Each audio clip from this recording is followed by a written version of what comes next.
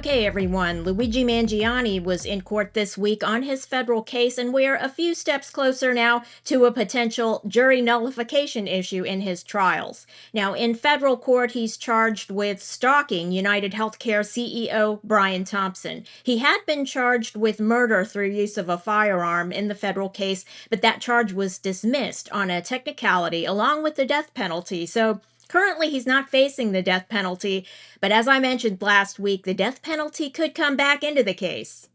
For example, if the U.S. attorney appeals the dismissal of the murder and weapons charges after a verdict on the stalking, which presumably will be guilty. Now, I don't know how that verdict comes back as not guilty. The U.S. attorney also could bring a superseding indictment with death penalty eligible charges before the federal trial begins in January. So, yes, the federal trial was delayed several months to January.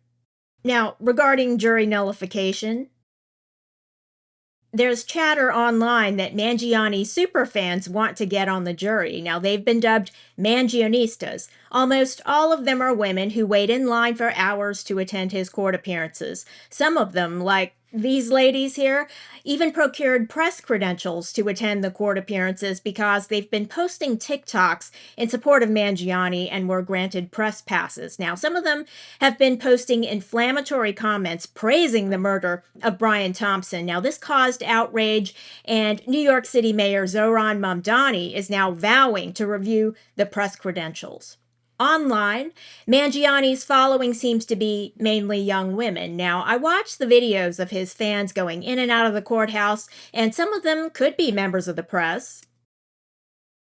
But some of them, like this young woman in front here, is dressed like a teenager with a frilly frock from H&M. Now, apparently the superfans are aiming to get on the jury, maybe with the further aim of conjugal visits, now which Mangione would not get at all in federal prison. So that explains why jury nullification might be an issue. Those types of jurors would have to be weeded out during jury selection. Now, as I was saying, Mangione's federal trial was supposed to start in October after his state trial, which is set to begin September 8th with jury selection. But this week in the federal case, at the pretrial conference, the federal judge delayed the trial to January, as I mentioned. Now, the delay is to accommodate his state trial, taking longer than 1 month. The jury questionnaires for the federal case will be sent out to potential jurors in December. The federal judge said that if new evidence emerges, however, for example, in the state trial, the jury questionnaires for the federal case could change. Now, the prosecution asked for 6 alternate jurors, and the defense had agreed to that. The judge said at the pretrial conference this week that that's kind of a high number for a trial that should last no more than 2 or 3 weeks. But she did permit the 6 alternates. Now, this seems to indicate that both sides anticipate potential misconduct by jurors or third parties seeking to influence jurors improperly during the trial.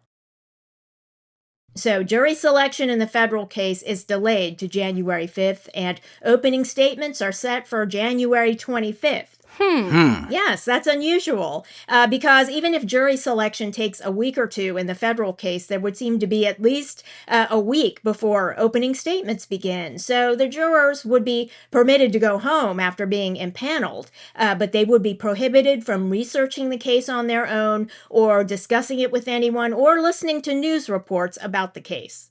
And that break between the jury selection and opening statements might have been done to accommodate everyone's schedule. If it turns out that some of the jurors were dishonest during voir dire, a delay in the opening statements also could help either side to uncover evidence of the dishonesty and have those jurors removed. And the lying jurors, not this woman. She's a member of the press for now and wouldn't get on the jury. The lying jurors could be charged with perjury or contempt of court. Now, the sentencing guidelines say imprisonment for up to 5 years and $250,000 for most federal perjury convictions, but the penalties could be higher.